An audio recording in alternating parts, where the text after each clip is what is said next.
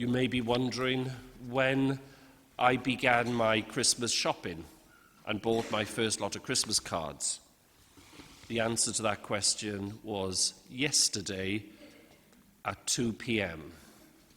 And you may be asking yourselves, was I panicking? Yes, absolutely. Needless to say, if you pop into the card shops yesterday, the Valentine's Day cards are up. Get your Valentine's Day cards, they're on sale now.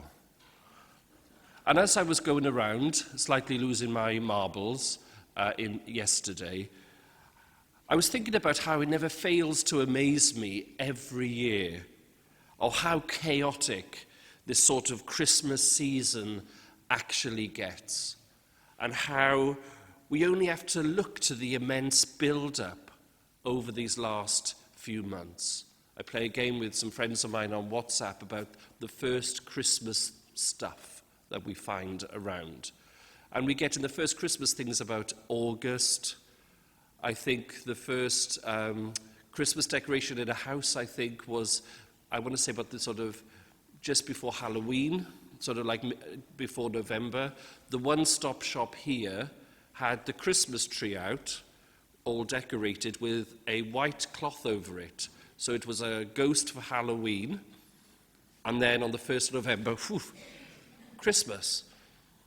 Just a little tip for you for next year. There's, of course, all the Christmas parties to go to, the secret Santas at work, or perhaps some of us have had to navigate that naughty elf on the shelf and the shenanigans of that naughty elf over these last few days or weeks. And then there's Christmas build-up itself, that immediate journeying around, dropping off cards and presents to family members.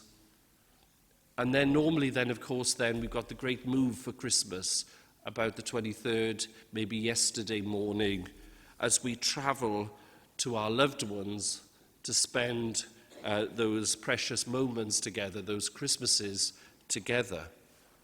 And if you have travelled far to be here, if you've come from Upper Cwmbran or Hentless, you are very welcome here. And I do hope you get a chance to put your feet up later with a glass of lemonade before the fighting starts when Monopoly comes out eventually. As we gaze on our beautifully constructed nativity scene this morning, if we look carefully, we can get a similar sense of the hustle and bustle, a similar movement and the same busyness that we experience in our lives. The rush of Joseph and a very pregnant Mary to Bethlehem, that whole situation that when they got there, there was no room for them at the inn. There's the angels singing we hear about. We think about the shepherds themselves hurrying to the place where Jesus has been born. We think we are the instigators and authors of all of the Christmas chaos. But we can see it there. We can see it in our nativity scenes if we only but look into it. Yet what does stand out, as bright as that star which took the Magi to the infant child, is the stillness of Mary. As we gaze into our nativity scene, we cannot help but look to and reflect upon her pondering gaze. Our Lady who looks quietly and lovingly at the newborn King. The first moment of our Christmas morning celebrations and the scriptures at that early morning tell us that Mary treasured up all these things, pondering them in her heart. As we look to Our Lady this morning, she offers us that same inner stillness and silence, that pondering and that treasuring in amongst all of the chaos of the festivities. We hear today in our gospel the proclamation of Christmas, the proclamation of the incarnation, that the Word became flesh and dwelt among us, and we have seen his glory. Through all of the celebrations of this season, through all the turkey, the tinsel, the grave indigestion you're going to get this afternoon, the obligatory cheating which will take place during Monopoly or charades, discover the stillness of Mary.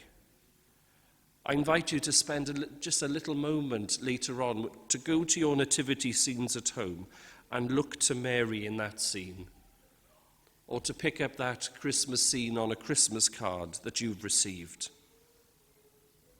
This stillness is an invitation for us to enter into the silence of God, and so to begin to penetrate the depth of that real meaning of Christmas.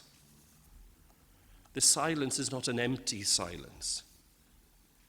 The pondering silence that Our Lady shows to us and reveals to us means developing something of that inner part of ourselves, the sense of our conscience, that sensitivity to the eternal dimension of us, and that ability for us to be able to listen to God.